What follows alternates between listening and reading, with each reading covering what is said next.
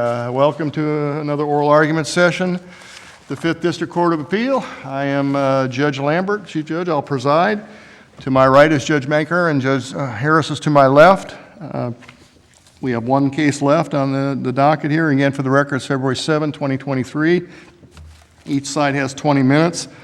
Appellant, you have 5 minutes for rebuttal unless you tell me you would like a different amount of time, and then I'll reset it accordingly. When you get in rebuttal time, you'll see the yellow light come up, and you can continue on or stop, but you have an aggregate of 20 minutes for both your initial and rebuttal arguments. If you have any phones or other electronic device, please put it in the mute or off position so it does not your phone does not inadvertently go off to distract either you or your opposing counsel or the court. All right, our last case for the morning is 22-173 DeAndre Ladale Peterson versus the state of Florida. Mr. McClain. Good morning. May it please the court. Matthew McClain on behalf of DeAndre Peterson. I will be reserving the 5 minutes for rebuttal. This is an appeal from a post-conviction proceeding pursuant to Rule 3.850. Mr. Peterson raised several post-conviction claims below. On appeal, we're only raising 2 of them. One was denied without a hearing. One was denied after a hearing. I'd like to go ahead and start with the first issue, which was denied without a hearing. So the standard that the court employs is, does the record conclusively refute the claim? The issue is whether defense counsel was ineffective for failing to object to the forcible felony instruction. Case law that we cited in the initial brief comes from various contexts, ranging from 3850 proceedings to 9141 proceedings to preserved proceedings on direct appeal to fundamental error in direct appeal. And it's pretty well established in this case law that if there is no independent forcible felony for which the defendant is not claiming self-defense, then providing the forcible felony jury instruction is improper. There's a lot of reversals for new trials on this issue, and we believe that defense counsel was deficient for performing and not objecting to it. Here, it was not raised in the direct appeal, correct? It was not raised in direct appeal. I don't know why it was. The only theory that I could come up with is we cited to defense counsel's acquiescence to the jury instruction during the charge conference. So perhaps the appellate counsel could have thought that there would have been some sort of affirmative waiver in direct appeal. So we've got case law that says the time to raise adequacy of the instructions is on direct appeal. That is correct. To raise correct. the issue, then the defendant cannot raise it now under the guise of ineffective assistance of counsel. It's procedurally barred. Why isn't this claim procedurally barred for that very reason? I think for the reason I stated before is that defense counsel affirmatively agreed to it. So it would be kind of an invited error doctrine. And there's case law from... Might not have won it on appeal, but you didn't even raise it.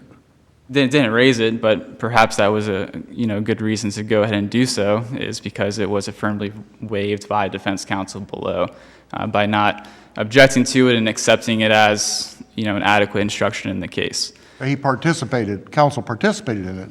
Correct. In drafting the instructions at the charge conference, he participated and said, I think that there's a view that could be taken in which this jury instruction is appropriate. And there's not an exception to the procedural bar that the Supreme Court has laid out. It doesn't say it needs to be raised in direct appeal unless you have a good reason not to raise it. If it's not raised, you can't raise it later on under ineffective assistance. Well, I don't think that's true under these circumstances because of the affirmative waiver. And additionally, we have case law from different districts asserting it in the ineffective assistance of counsel context in a 3850 proceeding. Well, it's ineffective assistance of appellate counsel, right? Or not, or trial. This is ineffective assistance of trial counsel. So a 3850 proceeding in this case. It wasn't raised in a 9141 proceeding, and Mr. Peterson was proceeding pro se at this juncture. He only retained counsel post direct appeal once he was granted an evidentiary hearing on ground 6.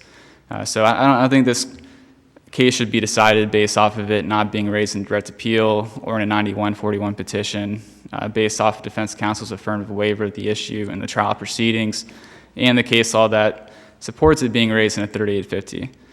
Turning to the merits of it, though, there was 3 forcible felonies charged in the case: aggravated assault, murder, and aggravated battery. And Mr. Peterson's defense was self-defense to each one of these forcible felonies. So under the case law that we provided, it was erroneous to agree to the instruction and should have been an objection to the instruction. After the Florida Supreme Court's case... Because the instruction, in essence, say if you committed an aggravated assault, then you have no self-defense to the murder charge or the aggravated battery charge.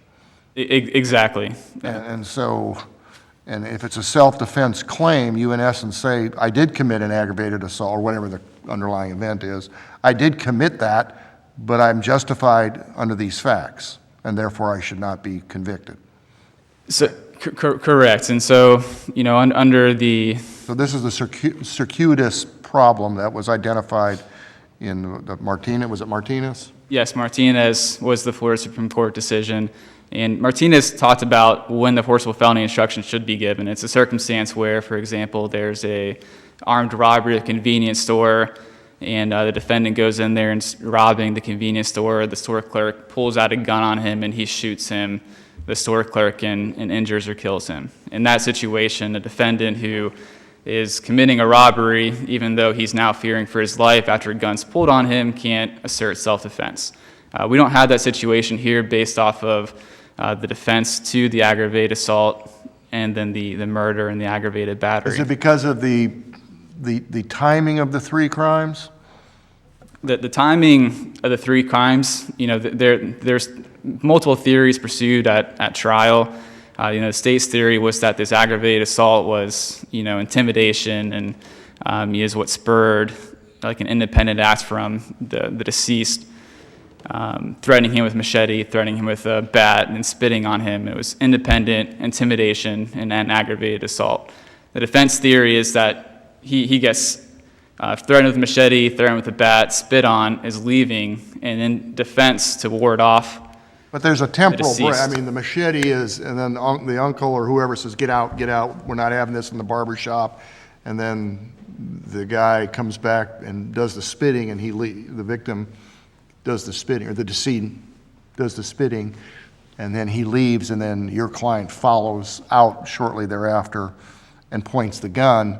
Correct. That's the aggravated assault, I assume that was the charge. And That's then correct. He, under your client's position, he put the gun down, and then Turned he was around. attacked from behind, and then that's when the gun went off during that fracas.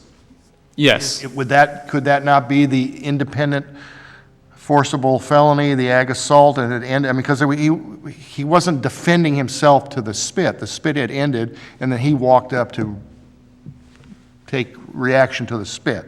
So I think to determine whether the instruction is proper or not, you have to look as to what is being argued by the defendant and whether there's evidence there to support it. Mm-hmm. And his theory was that aggravated assault was, there's a door exiting the barbershop. I have to exit. These people are there who I don't know whether they're armed or not, with a machete, with a bat. And the aggravated assault was to ward off any further trouble that had been ongoing. It seems your position from the case law is that if my defense to all the felonies, the forcible felonies, is self-defense, then you can't have this instruction read. But I mean, if we use the example in the footnote in Martinez, the defendant in that case was threatening the storekeeper or the convenience store cashier. If he decided to allege in the trial, I was defending myself against the cashier, when there's no evidence against it, you wouldn't then say, well, he's raising self-defense to all these things, so you got to take him what he says, right? I don't think I would. I think that You really can't, though, can you? Correct. I mean, there has to be some sort of evidentiary support for, defendant's self-defense claim. And here, I think that there is an evidentiary basis. Here, in your view, there's enough because of the contemporaneous events or the sequence of events described, maybe not completely, they don't all jive with one another. That kind of goes with issue 6 that you talk about. Yeah, so had all these events, the machete, the bat, the spit happened the day before, and then he sees him on the street and comes up and points a gun at him. Yeah. then that's something where he wouldn't be acting in self-defense. If the machete and the bat had happened the day before, and then the spit happens, and then your defendant says, "That's it, I've had it, I can't live like this anymore, we're going to settle this," then it's problematic for you. Exactly. I think that'd be problematic, but here we don't have that problem. And when you look at the harmless error analysis, or whether it rises to a level of fundamental error or prejudice in an ineffective assistance of counsel claim, you look at, was the sole defense self-defense, and here it was. Was his self-defense claim weak? I don't think it can be described as weak under the set of circumstances here. And the third one is, did the state rely on the instruction during closing arguments in support of getting conviction? And they did. So under each of the deficient performance and prejudice, this claim is not conclusively refuted by the record. There was no claim that the shooting was accidental in any way, right? No, he intentionally shot. So under the prevailing case law, we believe that it's proper for this court to reverse and remand for an evidentiary hearing, or for the court to attach records that would conclusively refute the claim. One of the cases was pretty unique. In the remedy that they crafted, they actually treated it as a habeas petition and actually granted him a new trial from a 3850 summary denial. That's Fernie, which is a 4 TCA case in 2013. So I do think that would be other appropriate relief if this court found that, really an evidentiary hearing on the issue would be kind of redundant, because we have the record of the defense counsel agreeing to the instruction, and we have all the necessary things here to show that it was ineffective assistance of counsel. So that would be kind of a it's out there type of remedy that this court could go ahead and employ. Turning to the next issue, this was after the evidentiary hearing occurred. It has to do with failing to call a witness named Andrew Malcolm. And Andrew Malcolm provided a deposition. He provided sworn testimony, a stand your ground proceeding. His version of events was the most friendly to Mr. Peterson. At trial, there was conflicts about what happened. There was really no conflict as to what happened with the machete, the bat, and the spitting. Really, what was in dispute was what happened. Clear up one thing for me. Mr. Malcolm was deceased at the time of the 3850 hearing, That's the evidence that came out. but he was not deceased at the trial. Correct.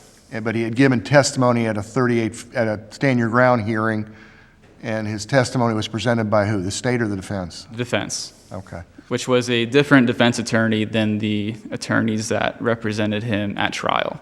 Right. And it's not clear from the record whether this new defense attorney actually had the transcripts available to him of this motion to dismiss hearing.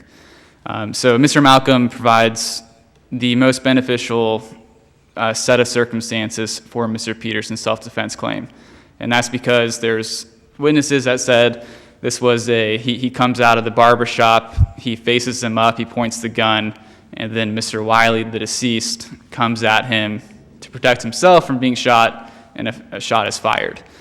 Mr. Malcolm testified at the stand your ground hearing that there was a pointing of the gun, a turn, looked like he was putting his gun away, and then Mr. Wiley attacked him from behind, and then he shot. So to me, that's an indication that there's a withdrawal of force, and then he's re-engaged by the deceased, who had just threatened him with a bat and a machete, and also spit on him. And that's a much different situation than what other witnesses testified to at trial of a face-to-face confrontation. At the evidentiary hearing, the defense attorney said, I have basically two reasons that the court accepted as valid strategy decisions not to call Mr. Malcolm. One, that because the witness was related to the nephew, it was his nephew who was killed, and his wife was shot by the stray bullet, that there would somehow be some sort of implicit bias and implicit influence from outside members for him to change his stand your ground hearing or change his testimony that he gave at the deposition. When pressed on the issue, he said, So he was concerned that calling the husband of one of the victims, whose testimony may help exonerate the guy who shot his wife, might not be the best strategic move. Is that maybe a... I think like ordinarily that could be a problem, but if you have sworn testimony from this witness, It didn't seem like Is it it- would is it play out reason- well at my house if my wife knew that I was testifying on behalf of a guy who... sure, you might be in trouble. I could see that, but under oath he gives this testimony, and so is it reasonable for an attorney to believe that a witness is going to go and commit perjury at a trial when they have already twice testified to the version of events that helps out your client? I don't think that's reasonable. I think if there's a situation where the witness comes up before trial and says, I'm looking to change my testimony, what I said at the stand your ground hearing is not accurate, what I said during the deposition is not accurate, then that becomes a reasonable strategy decision. And perhaps you want to go ahead and look at other means of bringing out this favorable testimony, which would be Rule 90.803, the former testimony. But none of that was present in this case. It was just I had a gut feeling that this could go bad. And I don't think that's reasonable under prevailing case law. Well, is it more that the attorney didn't quite recall? I mean, and again, former trial judge who presided over many post-conviction things, it was always interesting to me how the defendants would have an amazing recall of very precise things that happened years and years ago, and the attorneys would not have the recall because we don't recall things that may have happened 7, 8 years ago vis-a-vis the strategic development or choices made. And did the trial judge perhaps just appreciate that maybe just because the trial counsel didn't remember it exactly that way, but the counsel had a basic understanding. I didn't want to call this person because of various reasons, that was enough to convince that it was one of these otherwise unassailable strategic decisions of a trial counsel? Well, I recall the defense counsel being questioned during the evidentiary hearing, how's your memory regarding this case? And he said it was pretty good. And he appeared to be referencing notes that he had in the case. And he said, my notes don't indicate one way or the other. And, the reason he gave to the trial court, which was accepted, was that he had some sort of belief that he would change his testimony. I think that if one of the other reasonable alternatives came up of he's coming forward and saying that he wants to change his testimony, I think that would be indicated in an attorney's notes, especially this attorney who did take notes. You're in the rebuttal if you want to keep going or not. Yeah, I'll keep going as to the second point that was accepted by the trial court. He said that the evidence would have been cumulative or redundant to evidence already produced. And it's just not the case. He cited to Coach Sims, who's the Bethune-Cookman College football coach at the time. I heard recently he's no longer with the team. And but Coach Sims testified to a face-to-face confrontation. He mentioned, and the state mentioned during closing, the testimony of Ashley Godwin, again, face-to-face confrontation. The only testimony that came about this turn was through the stand your ground hearing testimony by DeAndre Peterson. So to say that this evidence would have been cumulative or redundant is not supported by the record when the record shows that it's a unique circumstance, a unique view that's most favorable to Mr. Peterson. I can understand a situation where there's 10 witnesses that come in and they all say the same thing. And the defendant's saying, why didn't you call number 11? That would be cumulative redundant, but that's not a situation. We have the most favorable witness to the defendant not being called in a murder trial, and it was deficient performance not to call him. We cannot say his actions were reasonable based off the record, and we're asking the court for a new trial on that claim. I have 2 minutes left, but I'd like to say that to rebuttal. All right, thank you, counsel.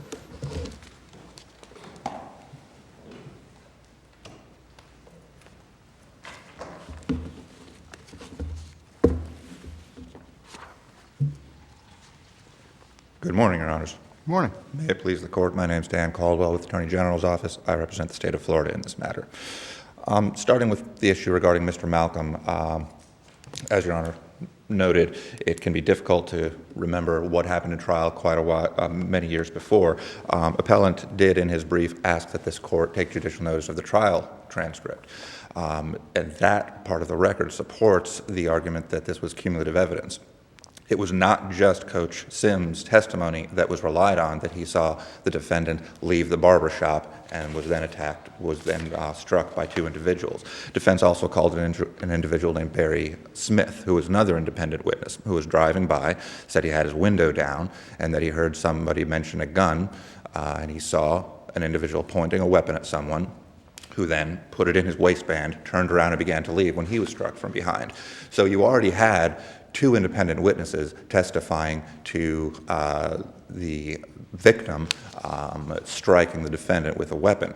So it was cumulative. So to bring in Mr. Malcolm's testimony at that point, where, for one thing, you do have to worry that he's going to change his testimony. There's the old expression, happy wife, happy life, as the court pointed out. I think any of us would have an issue if someone shot our spouse and we testified in their defense.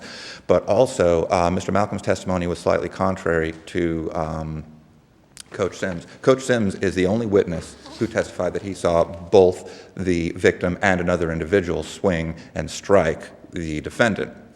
Mr. Smith also did not testify to two individuals. So the defendant himself testified at the stand your ground hearing that he was essentially surrounded by the family. He was punched first in the back of the head by the victim, then in the side of the head by Gerard Swinton, and then again in the mouth. Well, Mr. Sims' testimony agreed with the defendant's testimony. So the state's position is the court properly denied that claim because it was cumulative evidence and it was clearly strategic, because why call another witness who, one, will implicitly, there's an implicit pressure because he's related to both of the victims, and two, he actually cuts against the defendant's argument.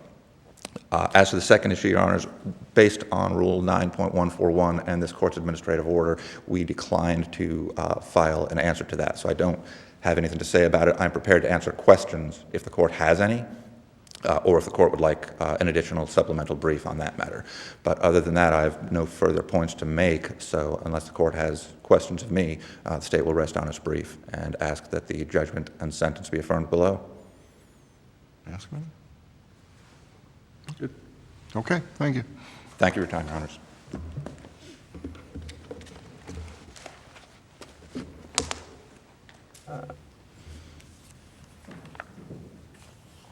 May it please the court, addressing the points made by counsel. Really, there's only two, is the implicit bias, which I've already addressed, and the second one, the cumulative nature of Mr. Malcolm's testimony. I disagree with the state on both of those points, and for the reasons previously stated in the brief and in the argument today, be asking the court to reverse for a new trial or for an evidentiary hearing. Okay. Thank you. Thank you, counsel. All right, gentlemen, we will stand adjourned. Have a good day.